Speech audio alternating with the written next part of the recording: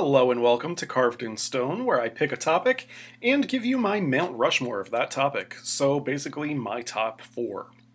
But I will mention more than 4 selections.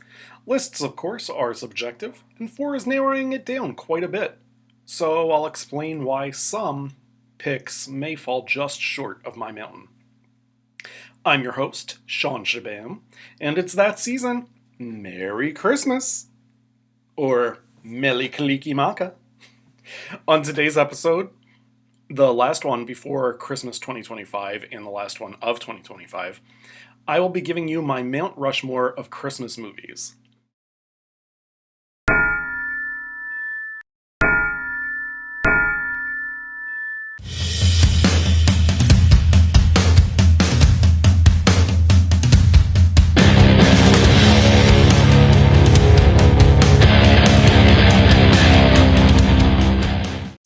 This podcast is not affiliated with, sponsored, or endorsed by Warner Brothers, 20th Century Studios, MGM, or New Line Cinema. All related characters, titles, and trademarks are the property of their respective owners. Any images used are from Wikimedia Commons under appropriate licensing. Let's get right into it today. You may have guessed this with the subtle Hawaiian greeting in the intro and my shirt. The first movie on the mountain is National Lampoon's Christmas Vacation. This, to me, is an elite Christmas film. I'm not into the sappy Hallmark garbage. All 4 of my picks are comedies. And this one has it all. It's multiple laughs a minute that keeps you in stitches from start to finish. Hilariously opening with the Griswolds getting into trouble on the road with Clark having a road rage issue.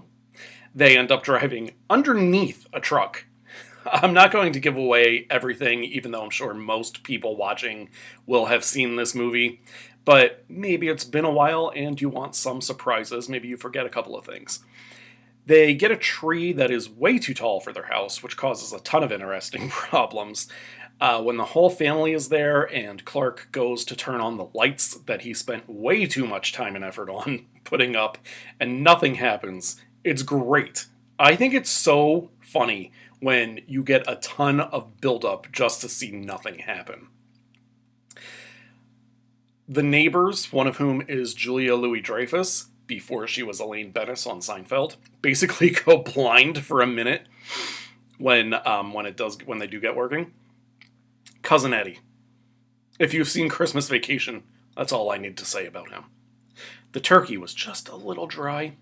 The box was meowing because Aunt Bethany wrapped up her damn cat. The children in this National Lampoon's movie are Juliette Lewis and Johnny Galecki, 2 very talented and funny actors. It's too bad this is the only Lampoon's movie they're in, because I do think they're the best kids out of all of the ones who were cast. The entire cast was perfect, though. The writing was sharp. There were still some feel-good moments in this, like when Clark finally got the bonus he'd been counting on the whole film. How that came to pass with Eddie kidnapping Clark's boss couldn't be funnier. My second favorite Christmas song, Mele Kalikimaka, is in this film when Clark's having a moment. There's a lot I'm not talking about here. There is literally nothing I think you could do to improve this film. Now, some people over the years have put down any work by Chevy Chase because, allegedly, he's not the nicest person in Hollywood. Look, I don't know the guy. I've never met him. It's not hard for me to separate Clark Griswold from Chevy Chase just because I've heard stories that he's not a real-life Clark Griswold. And if the stories about Chase are true, that's unfortunate, but it doesn't change the fact that this movie is a comedic masterpiece. National Lampoon's Christmas Vacation earns a spot on my Mount Rushmore of Christmas movies. Next up, Home Alone. Yeah, it's more of a kid's movie. I don't care. It makes me happy. Macaulay Culkin at his finest here. He really got his start in Uncle Buck, but this was the movie that was really his breakout role. Sometimes I think the movie confuses itself with the writing a little bit, or they wanted to see if the audience saw through some stuff. They want to portray Kevin as this awful child who acts up for no reason. But if you watch and really pay attention, his family is constantly pushing him. They are so mean to this kid, and I don't blame him for wanting different blood. You have his brothers and sisters from the get-go calling him helpless and incompetent. Buzz eats Kevin's pizza, then taunts him about it. Buzz is even worse in the second film, by the way, but that one isn't on Rushmore. Kevin's uncle calls him a jerk in front of the entire family, and his parents don't stick up for him at all. Instead, his mom tries to send him to bed with his bedwetting cousin, Macaulay Culkin's real-life brother, but Kevin talks her out of it. He does sleep in the attic, though, which is what allows the film to really progress. After his family realize he's not with them in Paris because of a power outage followed by a mix-up where another kid was killed in his place and they didn't notice because Kevin was in the attic, things get real. The Wet Bandits reveal their true identity, and in the middle of Kevin having some hysterical outings, they plan a robbery because he lives in the nicest house in the area. There's been a lot of speculation over the years about what Mr. and Mrs. McAllister do that allows them this luxurious lifestyle, but what's really important is the Wet Bandits don't care that Kevin's home. They want to rob his house anyway. Kevin comes up with a battle plan that he executes to perfection, using anything he can find around the house as a weapon.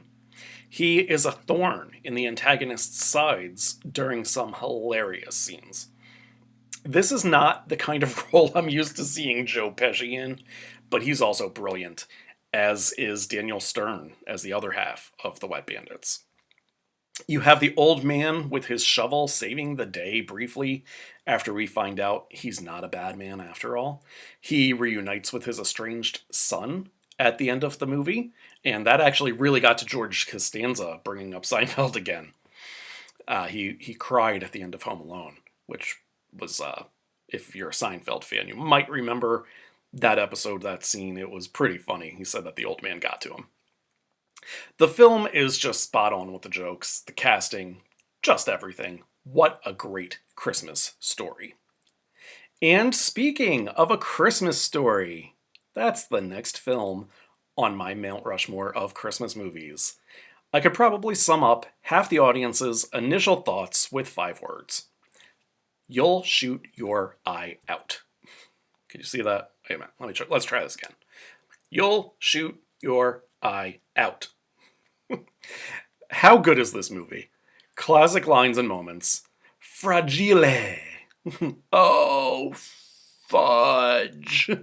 The pink bunny suit. Santa kicking Ralphie down the slide. Ralphie absolutely losing it on the bully and giving the kid what he deserved. How about the tongue on the pole? I triple dog dare ya.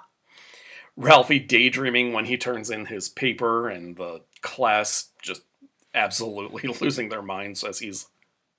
you can probably watch this all day on TBS on December 25th. I think they still do that. Oh, how did I forget? Fa-ra-ra-ra-ra-ra-ra-ra. Like I said, you can probably watch this on Christmas Day. I'm pretty sure they still do that. I'm not sure if TBS, or maybe it was TNT, but I think it was TBS, just played it on repeat for 24 hours on Christmas Day. I have the Blu-ray, so I don't need TBS. The movie is amazing.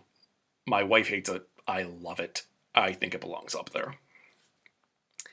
Let's do some quick honorable mentions before the last reveal. The Night Before Christmas, The Santa Claus, and The Grinch, the Jim Carrey and Taylor Momsen version. Momsen, of course, played Cindy Lou Who, and she is now the singer of The Pretty Reckless, one of my favorite bands. All the honorable mentions are really good movies, just not quite up to snuff with the other 4 that made the cut. At least not for me. Maybe you have a different opinion, and that is completely fine. We're all different people. And speaking of the last to make the cut, a movie that in my house we put on every year as we decorate our Christmas tree, Elf. Will Ferrell is at his best in this movie, knowing exactly how to play it for a younger audience and a cleaner audience. He can do old school or he can do Elf. There are no limits to this man's comedy.